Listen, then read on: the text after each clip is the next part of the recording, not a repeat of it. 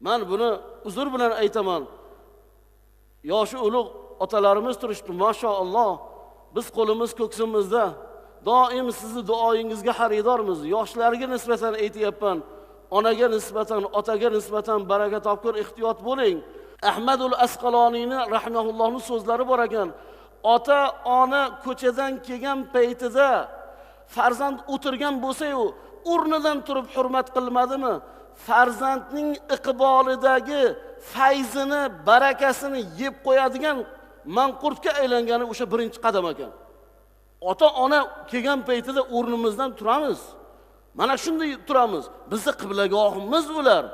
Bizni emizgan, Yosin bilan emizgan, tahorat bilan emizgan, Bismillahirrohmanirrohim bilan emizgan ulug' zotlar, ularga nisbatan hatto ota-onani huzurida shu darajadaki, ota-onani huzurida farzand haqqi yo'qki deylar oldida yurishlikka. Bu beodoblikka kiradi. Bu farzandni nazardan qolishligiga sabab bo'ladi. Vaholanki qaysi farzandlarki ota-onasini huzurida oyoq uzatib bemalol o'tirsa. Bizning ustozimiz Alloh rahmat qilsin, u kishi aytgan edilar: "Men otamni huzurlarida u kishiga Alloh taolo 20 yil qaradim. Betob bo'lib, oyoq qo'llari ishlamasdan yotdilar" dedi. 20 yil. Allohga qasamki dedilar, Allohga qasamki, biror marta men otamni huzurlarida oyog'imni yozmaganman deylar. Cho'kka tushib o'tirganman.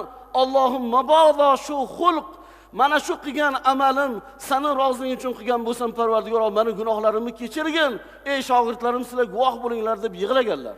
Ota-onasini huzurida baqirish, ularga qo'pol muomala qilishlik, siz bilmaysiz, jim turing deyishlik, umuman bu narsalar birortasi ularga qo'limizni begiz qilish, hattoki poyabzalini yechmasdan ota-onasiga nisbatan muomala qilgan odamni eng og'ir gunohlar kutayotganligi haqida ulamolarimiz aytadilar. Shuning uchun demak, har birimiz yoshlar, ayniqsa akalarimiz, ukalarimiz ehtiyot bo'laylik. Baxt saodatni boshqa joydan axtarmang. Siz uchun alohida bir ishim yurmayapti, unaqa bo'lmayapti, men ko'p joyda aytayapman. Oy, baraka topkur, dam soladigan domlani keragi yo'q. Eng katta domillo ota-ona. U rus bo'ladimi? U yahudiy bo'ladimi? Majusiy bo'ladimi? Nasroniy bo'ladimi? Xotinning xunigi chiroyligi bo'lishi mumkin. Onaning xunigi bo'lmaydi. Onani yomoni bo'lmaydi. Onani albatta u jirkanadigani bo'lmaydi. U ona bizni bunyodkorimiz, bizni bog'bonimiz, bizni dunyoga keltirgan, bizning ana shunday ulug' bir sanoatda birinchi buyuk yaratuvchi Alloh taolo bo'lsa, ikkinchi Alloh taolo sababiyada yaratuvchi qilib ota-onalarimizni qildi. Demak, ular duo qiladimi? Duo qilmaydimi?